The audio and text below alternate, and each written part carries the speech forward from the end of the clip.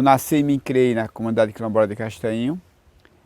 No início de toda uma caminhada, quando os primeiros nossos ancestrais chegaram aqui, aqui não era uma terra indígena, né? Como vários lugares no Brasil que é uma maioria de terra indígena, né?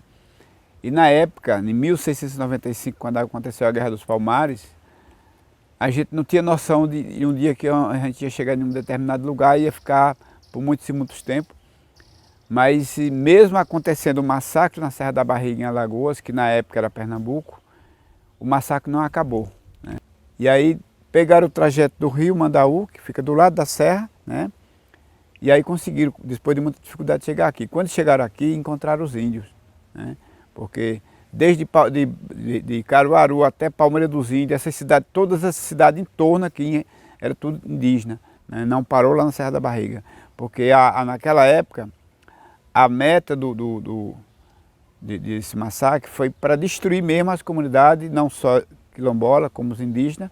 E aí o que acontece? Quando chegaram aqui, a negrada chegou aqui, encontrou os indígenas, aí o perseguidor, que na época era o Domingos Jorge Velho, que continua acabando destruindo o quilombo, então ele se encontrou por aqui, né, conseguiu chegar por aqui e começou a destruir aí, assassinando índios e negros, né? Então para a gente foi muito triste, ainda é triste, porque o massacre nunca acabou. Desde 1695 ainda acontece o massacre, e aí quando eu falo a tristeza, é que nós temos lutado muito dentro desse contexto e a dificuldade continua, muita dificuldade, tanto com a comunidade indígena como com os quilombolas, né? Chama que o governo brasileiro também é perseguidor. O que é que ele faz? Ele dá um reconhecimento dizendo que a gente tem todos os direitos e quando a gente vai atrás não tem. Ele deu um direito quando na verdade a gente já é auto-reconhecido, mas tem que ser passar pelo ministério e tal, para dizer que o governo está reconhecendo as comunidades e as coisas estão melhorando. Não está melhorando, né?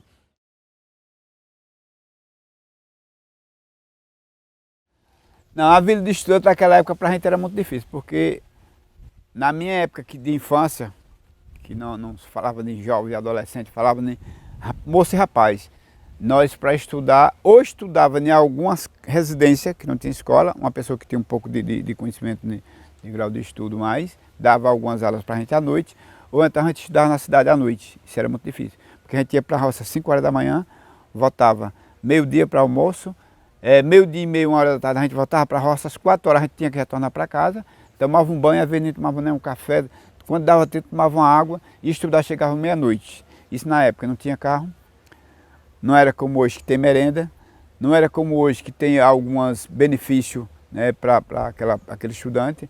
O benefício nosso era comprar nosso material de estudo, né, estudar, se interessar em estudar, e chegava meia-noite e meia, 1 hora da manhã em casa.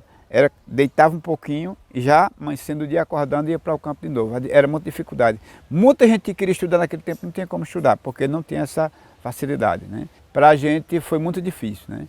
E depois para voltar a estudar ainda mais difícil, porque quando a gente vai ficando um pouco, a idade vai chegando um pouco mais, aí a gente vai ter outra responsabilidade maior e nós não temos mais o tempo que deveria ter, né? O tempo mais de estudar. Nós vai ter o tempo de estar lidando na comunidade, lutando pelaquela população e o momento para estudo é muito difícil. Apesar que quem está estudando hoje é quem tem mais facilidade. Tem muita gente que tem a oportunidade, tem um bem, está tendo tudo na porta dele e aí ele não há muito interesse em estudar. O que é que ele diz logo? Ah, eu vou estudar, vou me formar e cadê? Vou me empregar onde? Aí pensa logo por aí. Eu acho que não tem que ser, não sei, no caminho não sei isso, né?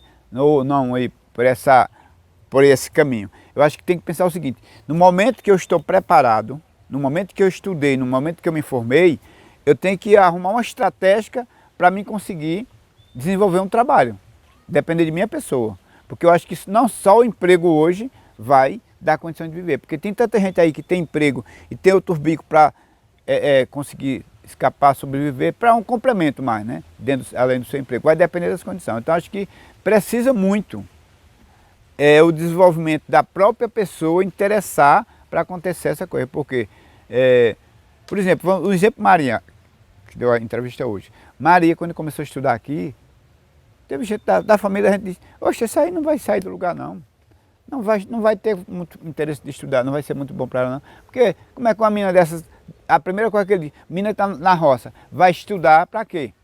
Aí tem que pensar diferente. Vou estudar para o meu futuro, para o futuro da minha família. Então aí tem que se dar oportunidade, se dar não só a cota, mas dar condições de chegar até lá.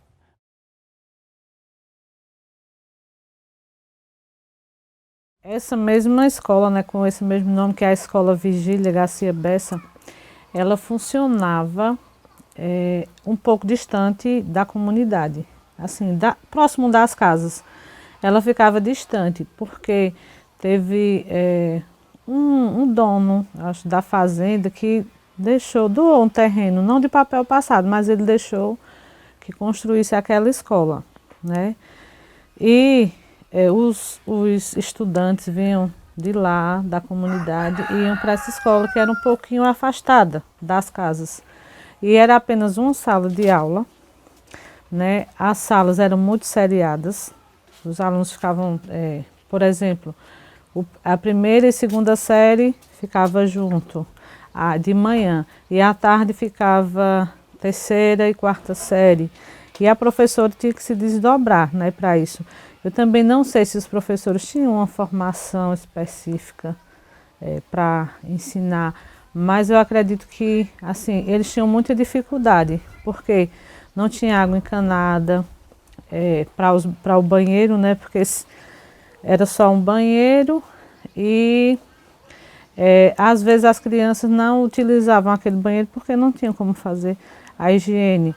A merenda que chegava, as pessoas, como era afastado da comunidade, não tinham como monitorar e muita gente às vezes roubava a merenda ou então ia lá, o material de limpeza espalhava todinho, fazia sujeira na sala de aula. Então era muito difícil trabalhar nessa escola e estudar também nessa escola, né? Mas o pessoal fazia o possível. A professora não era da comunidade, ela vinha da cidade, né? E o que dificultava muito também era a distância. Tinha um grupinho, tinha os grupos, né, que iam e a gente ia enfrentando sol, chuva, poeira. E a pé? A pé. Não tinha transporte, não. O transporte só foi chegar no ano, eu acredito que em 2000. Foi em 2000 que chegou um transporte. E era um pau de arara, né? Aí a gente ia, fez a quarta, eu quase que desisti na 7ª série. Porque não era fácil, não. A gente tinha que sair de casa meio-dia para estar lá de 1 hora. E às vezes chegava, quando era inverno, a gente ia, se chegasse lá molhado, tinha que voltar, porque não podia ficar com a roupa molhada, porque senão ia adoecer e tudo. Aí pronto, aí então foi muito difícil. Quase que eu desisti na 7ª série, mas meu pai incentivou, não, continue. Aí pronto, aí quando, na 8ª série, eu arranjei meu primeiro trabalho, que foi no alfabetização solidária e passei 6 meses trabalhando. Então ali já foi uma experiência, né, para mim na área de educação. Aí eu pensei, se eu tivesse desistido, eu não teria conseguido o trabalho. A chegada da escola nessa comunidade chegou a partir de 1975. Uma escola que para a gente não era uma escola, era apenas um quebra-galho.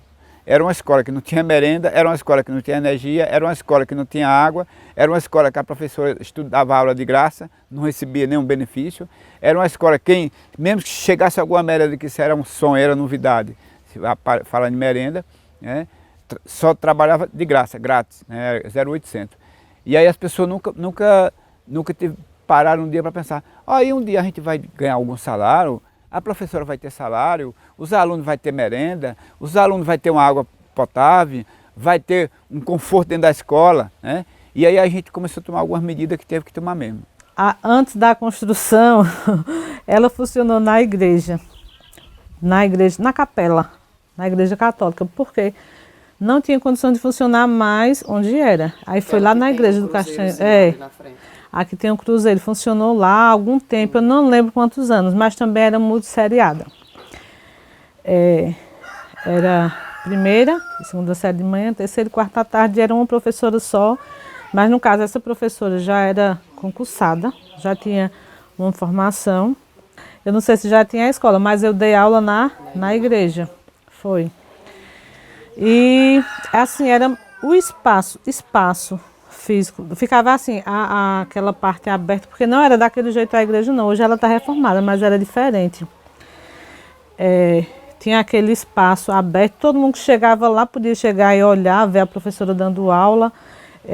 Espaço para as crianças brincar não tinha, porque passa uma estrada de lado e do outro, e tinha que ter muito cuidado para nenhuma criança daquela ser atropelada. E graças a Deus não aconteceu nada com ninguém, nunca houve um acidente, porque tinha a hora do recreio, então eles tinham que sair. Aí pronto, depois disso, aí foi construída, eu acho que deve ter algum documento assim, foi construída uma sala de aula, uma sala. Porque não era só para ser uma sala de aula. Uma sala de aula, aí tinha a cozinha e um banheiro. A onda deles era que ainda, depois que começou a professora receber um salário muito pouco, aí a prefeitura chegou a aconselhar ela, disse, fique lá na escola todo dia, seu saláriozinho que você vai ganhar, que era muito pouco demais, você vai continuar recebendo.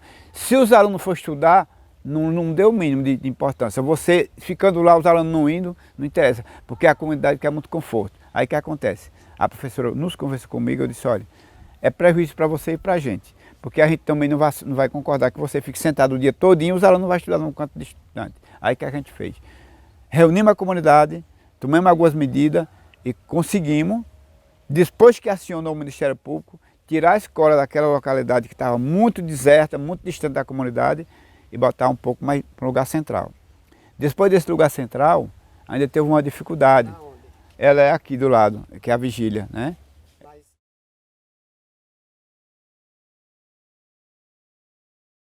Não, o que eu vejo da maior importância é que a gente tem um ganho. Os alunos estudam na comunidade, a gente tem, que nós não podemos toda hora estar na cidade. Além de fazer a visita à escola, fazer uma discussão, falar um pouco da nossa história dentro da comunidade e trazer levar uma discussão dentro da questão cultural para dentro da escola. Isso aí fazer um resgate cultural dentro da escola, né? Conhecer a nossa história dentro da escola. Então acho que a gente tem ganhado muito com isso, porque no momento desse, é aí onde a comunidade está tendo um grande lucro com isso, né? Porque aquela comunidade que não aderiu, aquela comunidade que não levou isso a sério, ela perdeu muito. A gente chega nas comunidades, olha, como é que você faz a questão da discussão aqui para conhecer um pouco a história da comunidade? Isso é difícil porque a turma não se reúne, é difícil porque a turma não participa. E dentro da escola, a gente já fez várias, que tem um momento de roda de conversa, né, com as pessoas, com os alunos maiores, e também tem um momento de fazer uma contação de história, né, profunda dentro da comunidade, e a partir daí, os próprios alunos eles vão ter muito conhecimento dessa questão, e aí tem muitos alunos que fazem questão de momentos como esse, ele observar, né, ele ter essa informação para passar para a mãe, para os pais, para a família quando ele chega em casa. E a gente percebeu que a gente conversando na escola um dia, chegamos com um grupo de alunos de Garanhuns na escola, aí uma das questões que a gente perguntou, eu fiz questão de ficar só acompanhando. Os alunos perguntaram, professora, o que é que seu pai faz? Aí o menino pequenininho, bem miudito, disse, meu pai, professor, está na roça. E o que é que ele faz na roça? Olha, ele está plantando mandioca, está plantando milho, está plantando feijão. E aí, você está vendo que eles... Eu não posso trabalhar não, mas estou na escola estudando. E aí, quando não está estudando, ele diz, eu estou brincando. Né? E aí a gente percebeu, né, quanto é importante essa questão, quanto a gente ganha quanto é riquíssimo um trabalho como esse. Essa imagem porque mostra a realidade de muitas pessoas da minha comunidade. Mostra muito a realidade da minha mãe, da minha avó, das minhas tias. Além dessa dificuldade de andar e tudo, tem a questão da discriminação. Que hoje eu não sei como é que isso funciona, acho que talvez acabou um pouco. O pessoal tinha muito aquela questão do castanho. Quando a gente passava, que aquele grupo, o negro do castanho, e a gente se sentia triste por essa discriminação, porque não entendia o porquê, né? Porque só o pessoal do castanho podia ser negro, mas se fosse do castanho tinha aquela questão da discriminação. E eu percebia que tinha umas colegas que elas ficavam com vergonha, se escondia, às vezes a gente ia andando assim, ficava se escondendo na gente, e a gente, não, minha gente, mas não pode ser assim não, ficar se escondendo não, a gente tem que ir. Muitas delas estudaram até o quê? Terminaram o ensino fundamental e não foi mais. para a escola. O senhor falou em algum momento aí que já tem algumas pessoas da comunidade que já estão fazendo faculdade, né? A gente tem duas estudantes lá no IFPE que são daqui da comunidade Castainho. E que algumas pessoas, inclusive, né, já saíram, fizeram faculdade, voltaram. Sim. No caso das duas meninas que estudam lá no IF, entraram a partir do sistema de cotas. O que é que o senhor acha disso, dessa questão do sistema de cotas nas universidades, nos institutos federais? É uma das maiores experiências dentro da questão da comunidade quilombola que a gente temos para conquistar uma escola. Porque não foi fácil para a gente chegar e dizer, essa escola vai ser construída em Castanha. Foi muito difícil. Nós tivemos reunião aqui, nessa sede aqui com a gente, com as pessoas da comunidade, que tinha mais de 100 pessoas reunidas. Eu ouvi um dia, uma mãe chegar assim perto de mim e disse, não vamos brigar com o prefeito não, senão não vai fazer a escola. Eu digo, nós não estamos brigando com o prefeito. Nós estamos fazendo uma discussão, primeiro na comunidade, para levar o conhecimento do gestor. Se ele não trouxer a escola, a gente tem outra forma. Aí a mãe disse, não vamos fazer o seguinte, vamos ficar tudo caladinho, porque se a gente ficar caladinho, talvez ele construa a escola. Eu digo, aí é que ele não vai construir a escola. Nós não podemos ficar caladinho nem quietinho, porque isso aí não vai sair. Só vai sair quando a gente tomar alguma iniciativa. Aí quando a escola, não tinha ônibus escolar. Teve mãe que disse, a gente não vai brigar com o prefeito não, para conseguir o ônibus. Eu disse, não, nós não vamos brigar com ele. Nós só vamos dizer para ele que é uma necessidade. Se ele não quiser fazer, nós temos outra forma de... E aí conseguimos. Para mim foi uma vitória.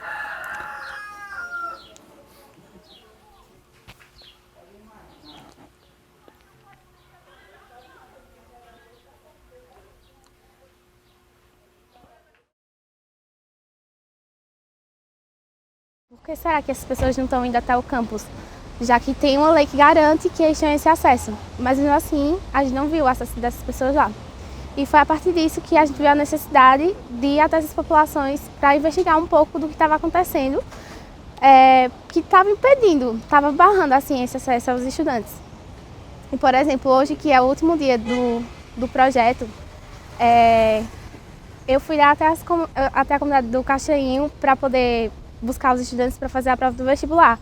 E lá, de última hora, a gente encontrou duas dificuldades, por exemplo, que foi um menino, Guilherme, Guilherme é muito engraçado, ele não tinha nem RG e não tinha levado nenhum documento, tipo certidão de nascimento. E aí a gente teve que ir até a casa dele, que é na comunidade vizinha, que é Estivas, é um pouco mais longe. E eu fico pensando, se não fosse um carro do IFPE que tivesse ido até lá para fazer para ajudar ele dessa forma de ir lá e pegar o documento dele, ele não ia conseguir chegar lá a tempo de pegar o documento, ele ia perder a prova. Assim como a outra menina que infelizmente desistiu, a Fernanda. Ela não tinha impresso o seu cartão de inscrição e estava super preocupada com isso. Mas aí eu tinha imprimido para ela, levei e tal. E ela também tinha essa dificuldade de não ter o documento do RG. E aí ela quis desistir, eu disse, não mulher, mas aí tu tenta, de qualquer forma, tu pode fazer com a certidão de nascimento. Mesmo assim eu não consegui convencer ela a fazer. Mas aí você passa a perceber as dificuldades que ele tem. Um documento faz total diferença na vida dessas pessoas. Às vezes tem a cota, e aí as pessoas moram muito distante da cidade, ou da universidade, e não se dá a oportunidade dele chegar até lá. Aí ele não tem condições financeiras de alugar um carro, ou alguém oferecer as condições para ele chegar até. E a cota existe, mas as pessoas não têm aquela oportunidade, né? Fiz esse vestibular hoje com o intuito de passar para ser estudante quilombola do IFPE. Assim, a prova, português e conhecimentos gerais, estava de boa, só estava meio complexa a matemática. Nunca ninguém tinha ido para fazer esse projeto lá na escola. Aí foi um grande sonho, porque eu disse, eita, porque os outros estudam lá e porque eu também não posso estudar lá. Aí foi que eu pensei em fazer a prova, eu não ia fazer, só que eu disse, não, eu vou fazer, quem sabe eu não passo e vou estudar lá. Dizer para outras pessoas quanto é rico, né? A gente enriquecer, a gente conhecer a realidade da gente, a gente tem força de vontade, a gente querer que a comunidade se autodesenvolva, porque muita gente que está por aí afora nesse Brasilzão nosso, que quer estudar, que não tem oportunidade, aí ele queria que tivesse a grande oportunidade de os governos que aí estão olhar para esse lado. Porque o estudo nesse país ainda é uma forma da gente conseguir ter alguma coisa de futuro. Porque se não estudar, as coisas não avançam, né? Continuar o que eu estou fazendo e depois eu quero continuar estudando, né? Porque por enquanto eu só tenho pedagogia, licenciatura em pedagogia. Aí já estou pensando, eu queria que tivesse, né, lá na UFRPE, aqui em Garanhuns, mas ainda não tem mestrado em área de educação. Dará, vamos pro canto onde o relógio para, no silêncio coração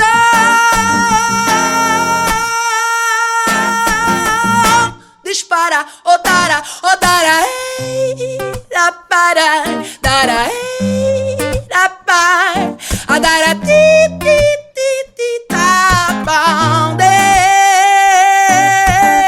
experimenta nascer preto, pobre na comunidade. Você vai ver como são diferentes as oportunidades. E nem venha me dizer que isso é vitimismo. Não bota a culpa em mim pra encobrir o seu racismo. Existe muita coisa que não te disseram na escola. Cota não é esmola.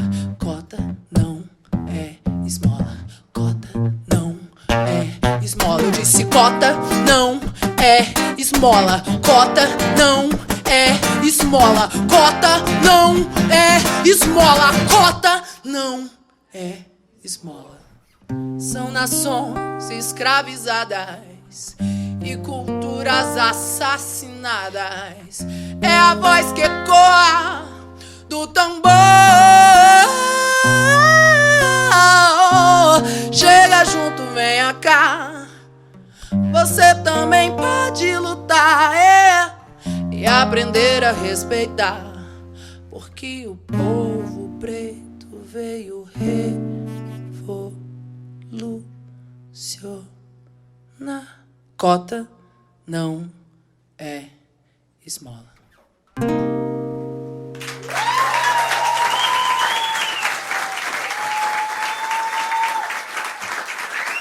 Obrigada.